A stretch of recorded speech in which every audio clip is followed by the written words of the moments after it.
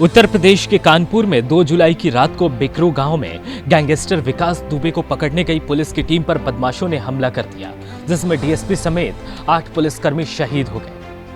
इस हमले का मुख्य आरोपी विकास दुबे अभी भी फरार चल रहा है। यूपी पुलिस इस घटना के बाद कह रही है कि वो इस मामले में ऐसी कार्रवाई करेगी जो इससे पहले किसी अपराधी के खिलाफ नहीं की गई है। अपराध करने वालों को अब जिंदगी भर पछताना पड़ेगा। पुलिस भले ही यूपी में अपराध खत्म करने की बात कह रही हो, लेकिन हकीकत ये है कि यूपी अब उत्तर प्रदेश नहीं बल्कि अपराध प्रदेश के रूप में जाना जाने लगा है। विपक्ष इस घटना को लेकर सरकार पर सवाल खड़े कर रही है, तो वहीं सरकारी आंकड़ों में साफ देखा जा सकता है कि देश में अपराध के मामलों में यूपी का कोई जवाब नहीं है। नेशनल क्राइम रिकॉर्ड्स ब्यूरो यानी एनसीआरबी की डेटा को सही से देखें तो उत्तर प्रदेश अपराध प्रदेश के रूप में दिखने लगा है, और ये कई सालों से चला आ रहा है, चाहे सरकार किसकी भी हो। देश में सबसे ज्यादा 11.5% अपराध यूपी में हुए हैं। एनसीआरबी के डेटा के मुताबिक 2018 में देश भर में 50,74,634 अपराध दर्ज किए गए थे। इसमें भी अकेले उत्तर प्रदेश में इस साल 5,85,157 क्राइम रिकॉर्ड हुए थे। इस हिसाब से 2018 में देश भर में जितने भी क्राइम रिकॉर्ड हुए, उनमें सबसे ज्यादा 11.5% मामले अकेले यूपी में दर्ज हुए थे। वायलेंट क्राइम यानी ऐसे अपराध जिसमें हिंसा हुई है, जैसे बलात्कार, बलात्कार की कोशिश, हत्या, हत्या की कोशिश, चोरी, डकैती, दंगा या फिर हिंसा भड़काना वगैरह वगैरह। इस वायलेंट क्राइम में भी यूपी देश में टॉप पर है। यूपी और बिहार भारत के 2 ऐसे अनमोल प्रदेश हैं जहां की राजनीति जाति के बिना कभी नहीं होती। चुनाव आए और जाति की बात ना हो, फिर चुनाव काहेगा? तभी तो सबके अपने अपने समीकरण हैं और इन सब के बीच हर किसी को अम्बेडकरवादी बनना है। कहने का मतलब है कि दलित राजनीति करनी है। लेकिन इस प्रदेश का दुर्भाग्य देखिए कि यहाँ दलितों के खिलाफ भी अपराध सबसे ज्यादा किए जाते हैं। अनुसूचित जाति और जनजाति के खिलाफ अपराध के मामले में भी उत्तर प्रदेश टॉप पर है। न सिर्फ महिलाओं के खिलाफ अपराध में बल्कि बच्चों के खिलाफ अपराध में भी उत्तर प्रदेश देश में नंबर 1 पर है। एनसीआरबी के आंकड़े बताते हैं कि 2016 से लेकर 2018 तक यूपी देश का पहला राज्य था जहां सबसे ज्यादा बच्चों के खिलाफ अपराध हुए। कंप्यूटर या इंटरनेट के जरिए किए गए क्राइम को साइबर क्राइम माना जाता है। यूपी अपराध की इस नए टेक्नोलॉजी में भी देश की गरिमा बढ़ा रहा है।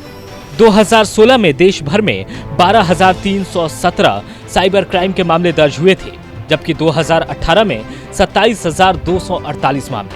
2018 में साइबर क्राइम के जितने मामले दर्ज हुए थे, उसमें से 23% मामले अकेले उत्तर प्रदेश में दर्ज हुए थे।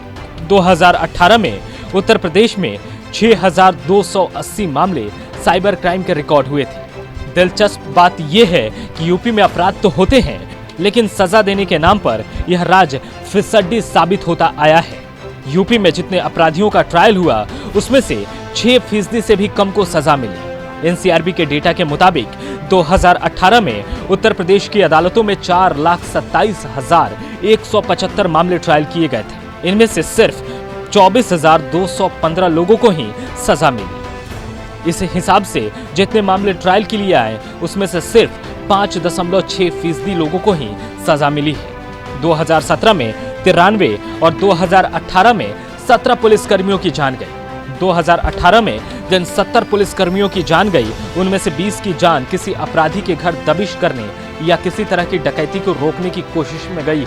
इतना ही नहीं, 2018 में देश भर में 2,408 पुलिसकर्मी ड्यूटी के दौरान घायल हुए थे, जिसमें से यूपी के 174 पुलिस वाले थे।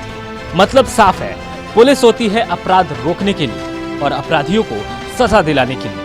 लेकिन यहाँ मतलब उत्तर प्रदेश में अपराधियों के खिलाफ पुलिस को सबूत ही नहीं मिलता और हजारों अपराधी छूट जाते हैं। विकास दुबे जैसा मामूली गुंडा जो ना तो एमपी बना था और ना ही विधायक, सिर्फ घर के 3 लोग 3 गांव के प्रधान थे।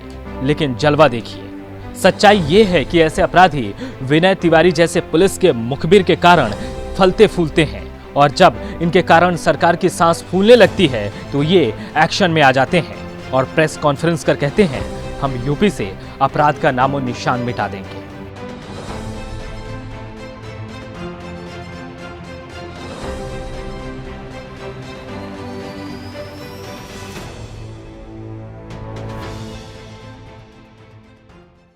नमस्कार, मैं हूं मानक गुप्ता। अगर आपको हमारा ये वीडियो पसंद आया हो तो इसे लाइक और शेयर जरूर करें और हाँ, हमें सब्सक्राइब और फॉलो करना ना भूलें ताकि आप देश और दुनिया की कोई खबर मिस ना करें।